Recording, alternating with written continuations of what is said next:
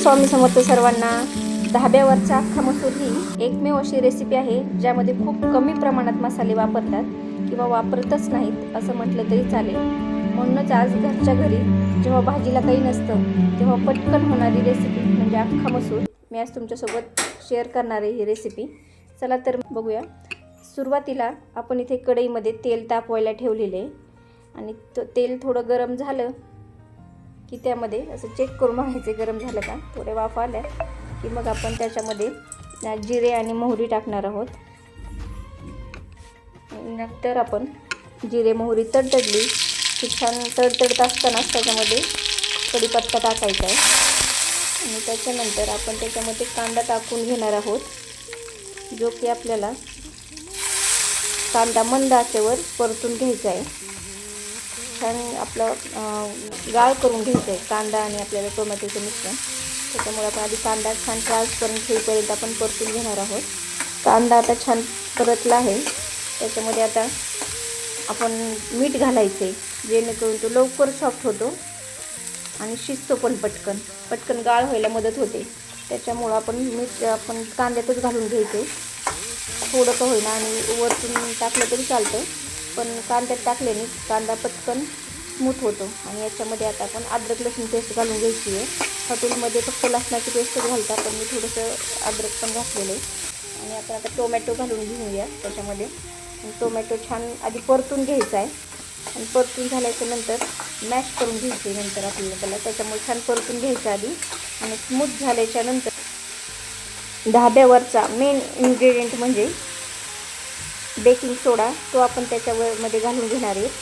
हे धाब्यावरचं main secret आहे. त्यांचं सिक्रेट म्हणण्यापेक्षा मेन त्यांची ते इन्ग्रेडियंट आहे, जो की तो ते अख्खा मसूरला यूज करतात. त्याने हा अख्खा मसूर छान होतो.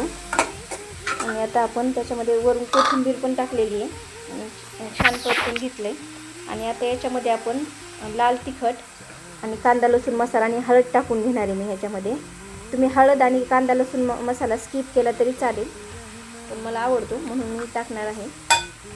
तर तुम्ही बघू शकता की आता छान मिक्स करून आपण याच्यावर थोड्या वेळ झाकण ठेवायचे आणि छान परतून घ्यायचे. आणि हे पूर्ण छान असं एकजीव झाल्याच्या नंतर ह्याला थोडंसं आपल्या चमच्याने वगैरे कसं मॅश करून घ्यायचे थोडंसं, जेणेकरून थोडं गाळ होईल. हे बघू शकता छान गाळ झालेलं आहे.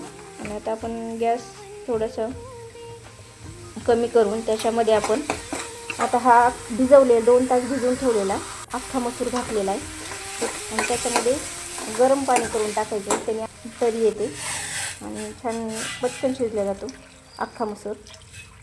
तुम्ही बघू शकता एवढी कन्सिस्टन्सी ठेवायची आणि छान पूर्ण शिजेपर्यंत जेवढा तुम्ही गाळ शिजवताल तेवढी त्याची चव छान होते आणि घट्ट होतो छान. तुम्ही बघू शकता आपला अख्खा मसूर तयार आहे आणि घरभर त्याचा वास सुटलेला आहे. तर आपण एका बाउलमध्ये काढून घेऊन प्लेटिंगसाठी.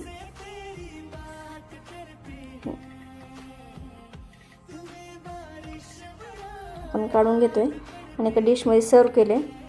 आणि आपण त्याच्यासोबत कांदा, लिंबू आणि त्याच्यासोबत मी नान केलेले आहेत. तुम्ही राईसही करू शकता मला आवडीप्रमाणे. आणि तुम्ही बघू शकता किती छान अशी आपली रेसिपी झालेली आहे, खूप थोड्या इन्ग्रेडियंटमध्ये आणि खूप छान अशी रेसिपी तयार झालेली आहे. खूप सोपी पद्धत आहे, नक्की करून बघा.